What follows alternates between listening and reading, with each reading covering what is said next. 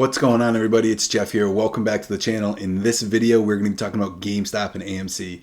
Yesterday, in my last video, I gave my prediction of what I expected to happen on Monday. It's currently 4:15. The market just closed on Eastern time. I also kind of gave a prediction of what I thought was going to play out for AMC for the entire week. We're going to go over the charts a little bit later on, and it came pretty similar to what I was expecting. If you haven't watched that video, go take a look. In this video, I want to talk about more about what news continues to come out, the news about the short interest plunging and that the hedge funds are covering their shorts, and the news isn't really lining up with the data. We're going to go over that. I'm also going to go over some options information that I had saw in my TD Ameritrade that covers when people are taking positions and so forth. That gives me a little bit more affirmation on the price prediction and target of where AMC is going to go. I'm going to talk about that a little later, so stick around. You're not going to want to miss this. Let's get into it. First off, guys, we keep on seeing news is talking about anywhere from silver spiking, and everybody on Reddit is getting into silver, and the GameStop short interest is plunging, and hedge funds are covering and so forth. It says right here that it plunged to 39% from 114. The data isn't really matching up with that, guys, okay? The squeeze has not happened. We're in the middle of it. We're not in the middle of it. We're in it, okay? But it hasn't fully happened yet. I'm also going to go over to the VW, Volkswagen squeeze that happened in 2008, 2009. Pay attention to that, because if you can understand how the charts work and how it actually works, it'll give you a good perspective on what to expect going forward with both of these stocks, okay? But I looked this up at the NASDAQ too. It shows that as of the 29th, the short interest was 121 on GameStop and 79 on AMC. Maybe this was the data that was pulled from either the 15th report or the 27th report. I'm not really sure. If you look at this is shortsqueeze.com. It shows a little bit more details. This one came out on January 27th. That's what GMB is. It's the 27th. It shows that there was a little bit less short interest. Maybe Melvin Capital did come or cover some of their shorts.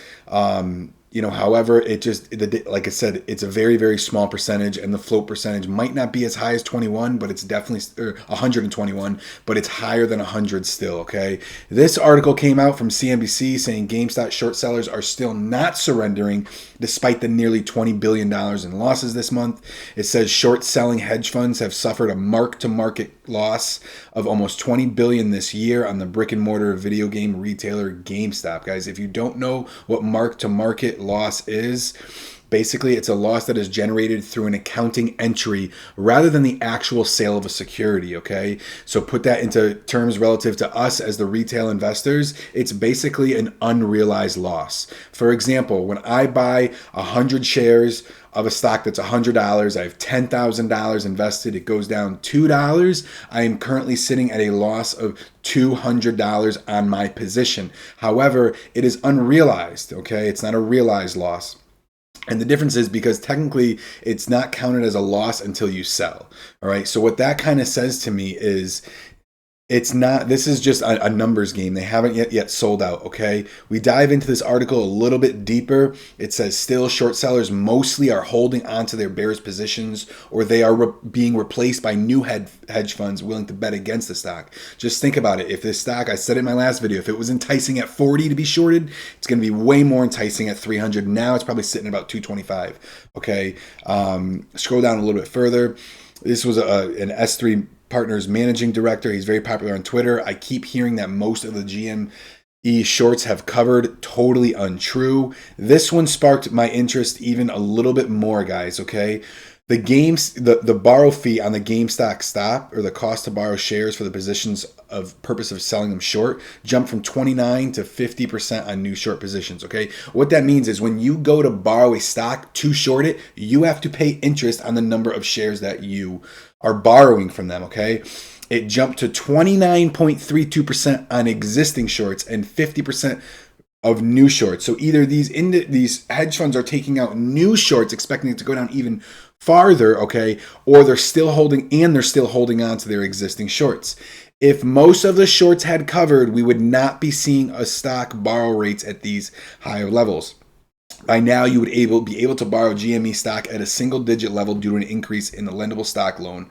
Okay, it says S3 says it's still at 113, so maybe it's not as high as that 121, but it's still over 100%, guys, which is huge for us. Okay, I also want to say this, guys, that GameStop, there were shorts that were probably covered, which is what it propelled it even higher. AMC, not so much yet. We saw on the 29th, it looked like that was their first, week ending where the positions would have to be covered. We know that they have up to 2 days to cover, which means that they have by the end of day tomorrow to cover if they're not going to be paying interest on them, okay? So that's why we haven't seen that spike yet.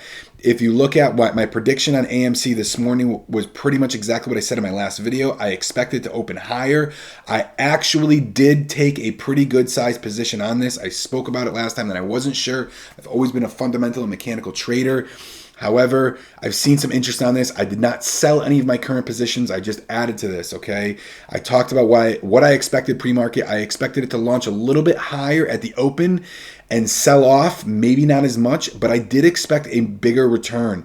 There's very, very, very low volume, which shows that we're not being sold. These shorts aren't being covered yet, and they're trying to drive that down as much as possible. So these next couple days will be pivoting, okay? We also see on Robinhood, I'm hoping a lot of you guys have opened up other brokerages, which is going to take time for funds to clear and so forth. Robinhood, on their website, I don't have a Robinhood account. It showed that they lifted their limit from 1 share to buy to 10 shares. I did see in a couple comments and on Twitter that individuals were saying you could buy up to 75. I tried looking on the website, on the news. I didn't see anything released with that. Leave a comment down below and let me know how many shares you are actively able to purchase. Okay. What I also want to mention, guys, is like I was talking about, there were nearly $2 million worth of calls, $20 price target calls set to expire on February 12th, set for AMC this afternoon.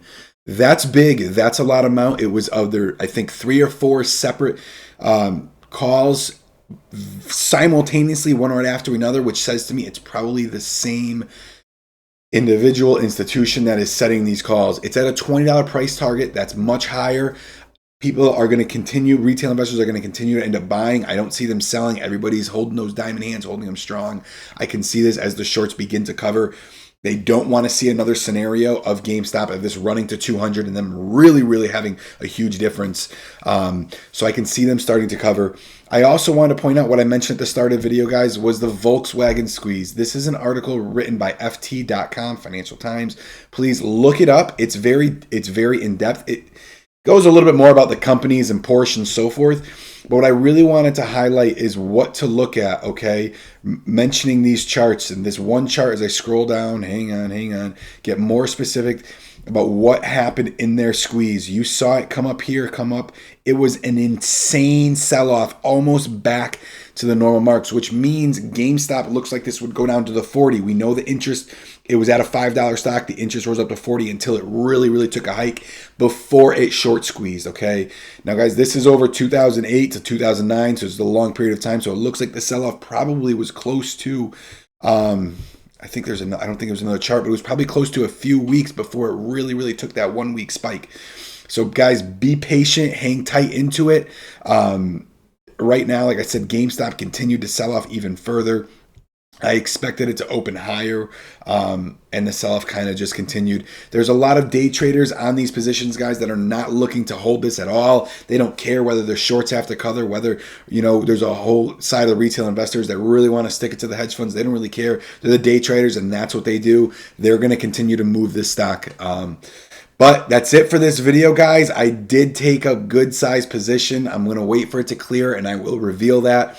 Leave a comment down below on where you stand. I can see AMC definitely hitting that price target way before next, the 12th, next Friday, of that $20 price target. So I am bullish on that.